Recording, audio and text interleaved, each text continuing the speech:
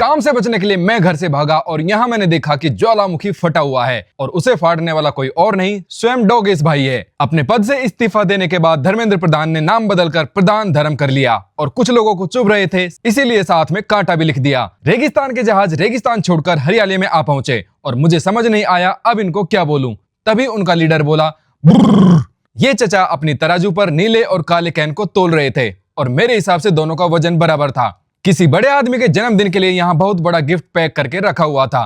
Gas cylinder फटते क्यों हैं ये मुझे यहाँ समझ आया, क्योंकि इनको कैद करके रखा जाता है। इसी बात का बदला लेने के लिए इनको फटना पड़ता है। दो लोगों को रोजगार देने के लिए पहले यहाँ कचरा फैलाया जाता है, फिर उसको साफ करवाया जाता है, नहीं तो ये सीधा डस्टबिन में भी डाला जा सकता था। डस्टबिन गंदा ना हो जाए या टूट ना जाए इसकी चिंता करते हुए लोगों ने डस्टबिन का लोड कम कर दिया था। यहाँ मुझे मिला एक मजबूत विकल्प जो खुद ही टूटा हुआ था। बिजली ढंग से आए या ना आए, लेकिन बिजली के लिए कुर्बानी पूरी ली जाएगी और इसके सबूत यहाँ दूर दूर तक फैले पड़े हैं। बगल में खंभा लगते ही नीम और पीपल गले मिलकर रो रहे थे, क्योंकि ये समझ गए कि आज नहीं तो कल हमारी भी गर्दन काटी जाएगी। बिजली की कमी पूरी करने के लिए यहाँ बिजली वाली बेल तैयार की जा रही है।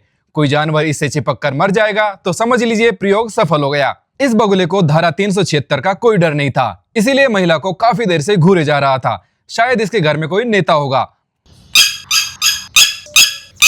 इस टिटरी की आवाज मुझे बहुत चुभ रही थी। फिर मैंने जंतर मंतर वाली लड़कियों के वीडियो देखे और तब मुझे टिटरी की आवाज मीठी लगने लगी। उन लड़कियों का वीडियो देखकर टिटरी खुद भी 9-2-11 हो गई।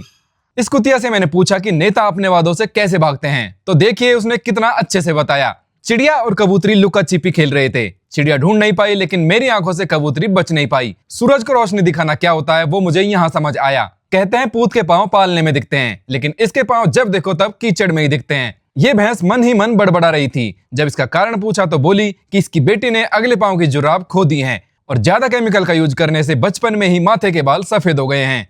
चचा के ये पसीने तमाचा हैं उन लोगों के गाल पर जो एसी में बैठकर बेरोजगारी का गीत गाते हैं। लंगूर के हाथ में अंगूर वाली कहावत को सच करने के लिए मैंने ये अंगूर की बेल अपने हाथ में उठा ली, लेकिन ये सच तभी होगी जब आप इसे अपने हाथ में लोगे। अब मिलेंगे अगले वीडियो में, कर लेते हैं कुछ और काम। बोलो जय सिया राम।